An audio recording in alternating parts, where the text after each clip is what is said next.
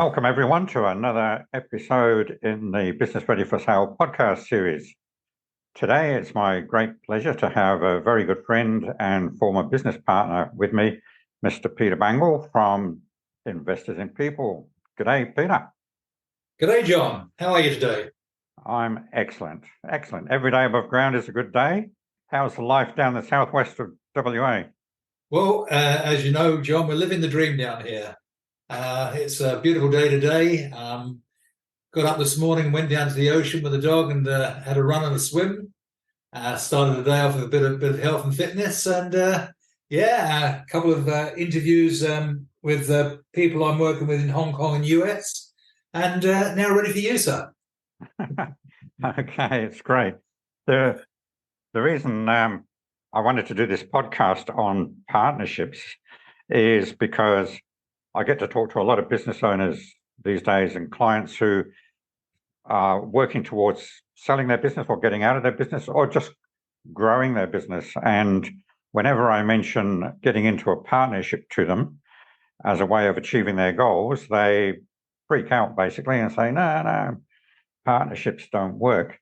And just a little bit of background about how Peter and I got to be in a partnership. So I had a training and development business called Leadership Management Australia that was part of a franchise. Peter came in from the UK and bought one of the other franchisees' businesses, which was a very similar size to mine. I'd been in business about 7 years at that time, coming up for 7 years. And Peter came to me and he said, look, I've got two goals, and you can correct me if I get this wrong, Peter. But you came and said, I've got two goals. I want to get my permanent residency so I can stay here, and I want to exit the business in 3 years and sell and get out. Why don't we put our two businesses together?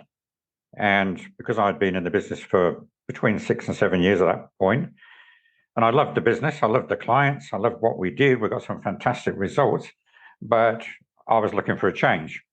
And so Peter and I checked each other out. I don't mean police clearances and all that sort of stuff. We checked each other out as personalities and whether we could work together, and agreed. We got the franchisor to agree to put the two franchises together, and we got into a partnership. Anything you want to add to that, Peter? Well, it was a very successful partnership, John, and we actually achieved our goal in about 2 years and 8 months, which was fantastic. And I think when I look back, I realised when I started that franchise that I didn't have all the skills. I really needed to make it very successful.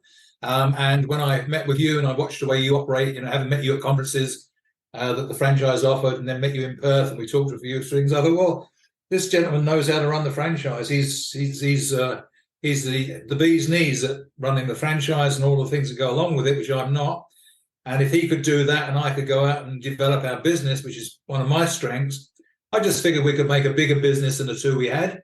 And also we could, probably make the business ready for sale. And that's what we did. Yeah, we came up with the mantra, exit with equity in 3 years. So, and that's the thing. If we look at why some partnerships work, we had a common goal. And that was to exit with equity in 3 years. We did, and the great thing was, John, I think we exceeded our expectations. If you look at the value of our business when we started to when we sold, I reckon, we probably increased the value by about 10 times just by working together. Yeah, absolutely. It was, and we, even though we were different personalities and different skill sets, we had one of the things, and it came out in one of the franchisor's training sessions, if you remember, we had very similar values. We did. And that's critical, I think, in a partnership. Yeah, very, very, very much so, because any partnership is inevitably a relationship, and relationships are built on trust and mutual respect. And the thing that underpins trust and mutual respect is having good values. So yeah, I couldn't agree more. Yeah, I remember that exercise that we did where I can't remember how many people were in the room, probably 60 or 70 or so, and we all did the values exercise. And then the guy running the session said, now go around the room and find somebody or find other people that have got very similar values to you. And you and I ended up finding each other, which I thought was uncanny, really. Yes, it was almost as if it was meant. And the more we talked, not only did we realise we had the same values, but we realised we had diverse skills that would be complementary in a partnership. Absolutely. It was appreciating the differences, I think, and a business needs those different skills. When people get into partnership with people who are the same as them, that's when it can become a problem, I think. What do you say? Yeah, indeed. You know, I mean, when you're starting any business venture, or making any big decisions in business or life, you really need to have a purpose and an outcome and a process. And so, you know, if you set out with checking out the purpose and the outcome, you know, for us, there was an opportunity where we could get synergy through our diverse skills. You know, we could make 2 + 2 = 5, or in this case, actually 10. And we could work harmonious together because we would have distinct roles and responsibilities. I think that came to us very early in our relationship, John. Yeah. Talk a bit more about roles and responsibilities. How do you, when you get into partnership with somebody, how do you work out who's doing what? Well, it's rather like, you know, if you were interviewing someone for a job, you know, you look, you know, the capability is made up of knowledge and skill and attitude. And so you search into a person's background like you would reading a CV and see what they've done, how they've operated, what successes they've had, what failures they may have had, and get to understand what made them strong and what made them win.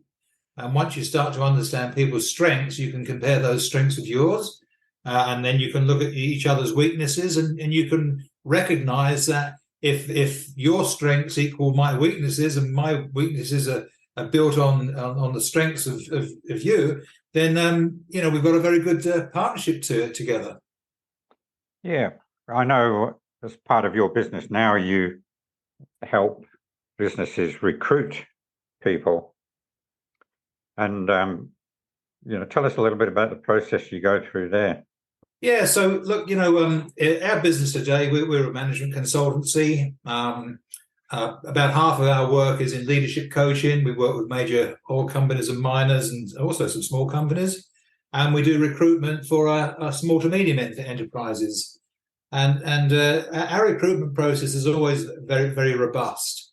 There would always be, you know, beginning with a CV, as most things do, and early meetings and questions, and building a relationship so that you can get to know a person. You know, quite often there's the two major aspects of how recruitment works. Is someone eligible? Do they have the skills and experience? And are they suitable? You know, will they fit in with the business and the people? So you always look at eligibility and suitability when you're recruiting people, and same for a partnership. Eligibility, you know, experience, complementary skills, and suitability. How do we get on together? Do we have similar values? Can we build trust and respect? You know, can we identify each other's strengths and allocate roles and responsibilities that are suitable to each other? Those are the questions you ask in a partnership, but they're the same questions that you ask when I'm recruiting. Is the person going to fit in that company? Do I know the team well enough? Will they work for the boss? Will the boss's method of leadership apply to that person and get the best out of them? All of those things, you know, are both on the suitability side and the eligibility side. Yeah, it's that suitability. That's a really nice way of putting it, eligibility and suitability. It's getting people that will fit your culture. And I guess when you get into a partnership, same thing. I'll ask you about starting the process of getting into a partnership in a sec. But I just want to, while we recently talked about appreciating differences and different personalities, I want to tell the story about the day that you came into the office around 10 o'clock time with a egg and bacon sarnie in your hand and two cups of coffee. Do you remember? I do. And I was sitting on the computer because that's what I love doing. And and you sat down and you said, I brought us some breakfast, egg and bacon sarnie and a cup of coffee. And I thought, okay, I wonder what's coming here. And then as we're eating away and drinking away, he said, there's something I want to talk to you about. And I thought, oh, here we go. We're going to get to the bottom line now. And then you said, now, I don't want an answer and I don't want you to comment. We'll talk about it again tomorrow, but I'm going to tell you what I've done. All right? And I'm thinking, yeah, okay.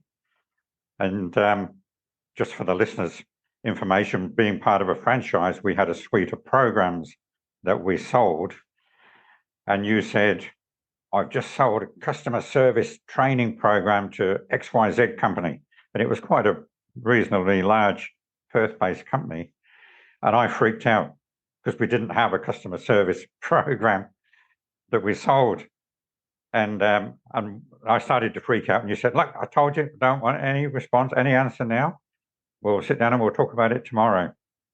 And because you knew, again, it's understanding and appreciating those differences. And I think that story makes the point that you knew what my response would be. And so you prepared me for it.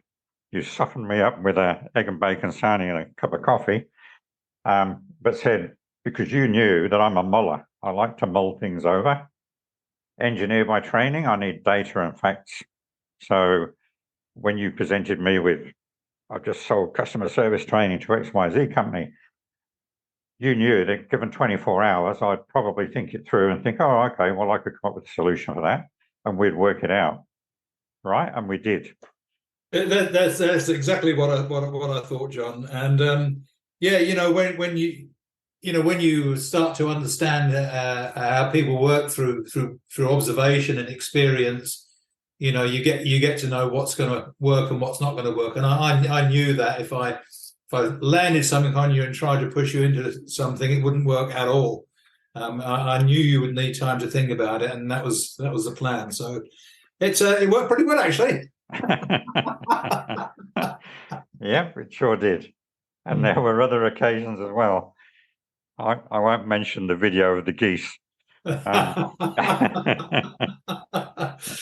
People don't need to hear that one.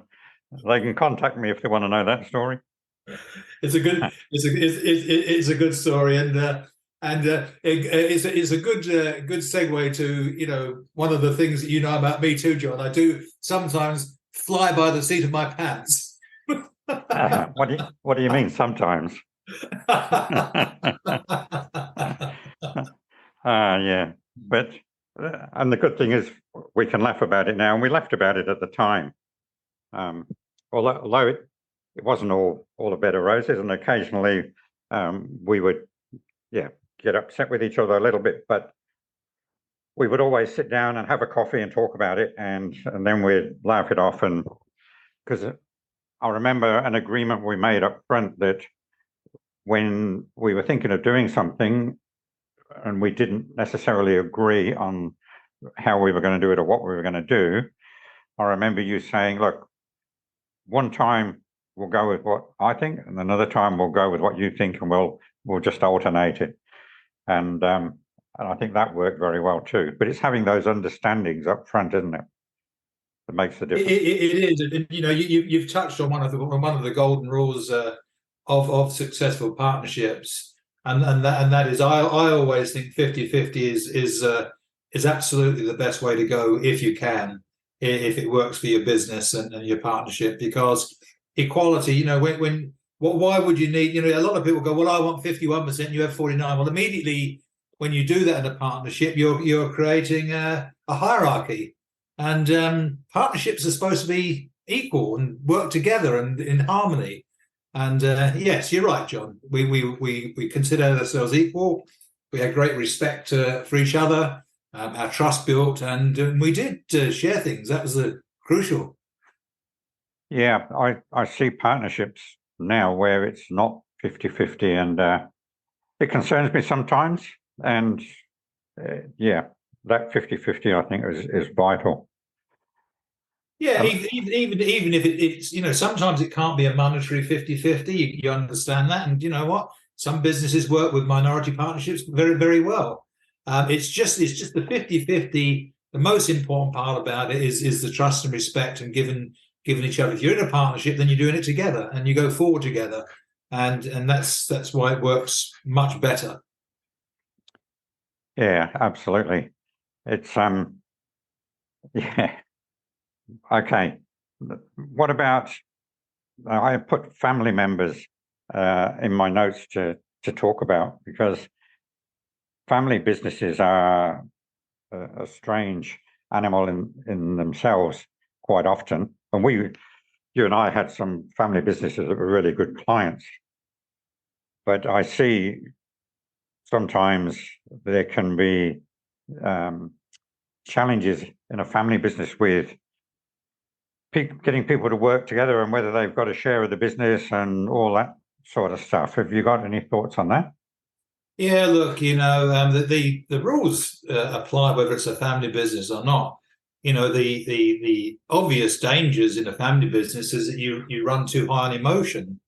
There's always a place in business and in life, and in partnerships for heart and mind working together in harmony. But businesses are there to make money. Businesses run on numbers, and so even in a family business, you have to take the emotion out, and you have to look at the cold hard facts, which are the numbers, and you have to make sure that the emotions and the relationships actually support the business and don't get in the way of it. Yeah. And remember that it is a business. Indeed, you have some rules about when you separate. You probably need to separate business and family life as well. If you take it all home with you and it continues there, then you're going to run out of steam. Yep. That's for sure. Keeping that separation. So, what about when partnerships end? Because again, it comes back to beginning with the end in mind and having a common goal. The problems can arise if one person wants to exit the business and another one doesn't. Again, communication is the answer to a lot of these things, isn't it? Talking and having robust conversations. It is, but sometimes that's not enough. And what you said earlier on, John, beginning with the end in mind is another of the golden rules I have for business partnerships. You and I started with an exit plan because at the beginning of a partnership, everything in the garden is rosy. You're doing it. Your purpose is obviously there to benefit you, the partners, and the business. Whether the purpose is to create more opportunities, more effective utilization of assets, mitigate risk. There's a purpose, but at that moment in time when you're starting, things are happy. If you build your exit plan when you're happy, it's much easier to execute at the end of it when things might not be so happy, because sometimes things don't always go well. Yeah, that's a good point. Yeah, the business may not have gone well for reasons external to the partnership. So then it's you still got to know how you're going to get out of it. Now, yeah, and we actually built our exit plan into our business plan right at the beginning, John. And we had a goal and a target, and we knew what we needed to do to get our business ready for that moment when we could sell it. Indeed, and sell it we did, and very well. Mm. Even though we tried to go about selling it ourselves first and stuffed that up, and then got a great broker on who taught me everything I know now about getting businesses ready for sale and selling them. So we got about 25% more selling it that way than we would have done if we'd sold it ourselves. So we did, but it was good to put our hand in the experts. And that very man, by the way, John, now lives very close to me down here. Yes, indeed. I know he's down that way somewhere. So yeah, and he's about a drive and a 7-9 from my house. Okay. The other thing, and I recommend this to business owners as well if they're getting into a partnership, and that is to go and see a lawyer and get a partnership agreement drawn up. Now, I say that with a little bit of trepidation because you and I didn't do that. We certainly talked everything through, and we did write some stuff down, and we basically had an agreement. But I still think, and I'll get your opinion on this, but I still think, and particularly talking to a lawyer about these sort of things, a partnership or an ownership agreement, I think in a lot of cases is a very valuable thing to do up front when things are good or starting off.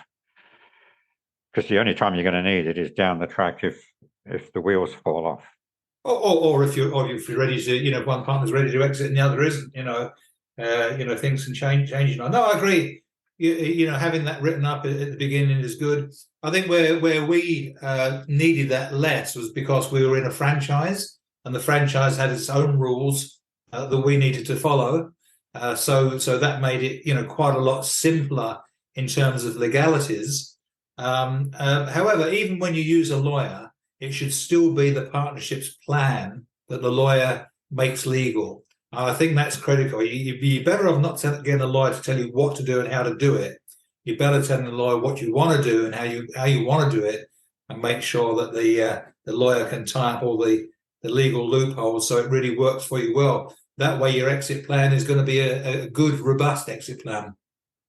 Yeah, that's really good advice. And I know a good lawyer that does that sort of thing. In fact, I've done a podcast with him on that very topic. If you want to go and find that podcast, you can listen to Stephen Brown talking about ownership agreements. Because again, it's not necessarily because the partnership doesn't work, but if one partner gets ill or passes away or something like that, then what's going to happen to their part of the business? It's a bit morbid to think about those things up front, but it's a good idea to have thought it through and have a plan in place. Again, just to protect the person that's left behind. Yeah, absolutely. So, okay. Anything else you want to add, Peter? Well, look, I think the most important things are to go in with an open mind. Make sure that there's a good purpose, that you're going to achieve something better than you've got without the partnership. So as I said earlier, maybe there's opportunities to grow your business faster. Maybe there's diverse customer bases that you can both access. Maybe there's assets you can utilize more effectively. Maybe there's opportunity to do a lot more because you have separate roles and responsibilities. But I think the golden rules for me: start with the end in mind, have an exit plan, have a robust business plan that includes the exit plan. Make sure that the person you're going to go into a partnership with, you have full trust and respect for, and that respect has to be mutual. Make sure the benefits outweigh the downsides.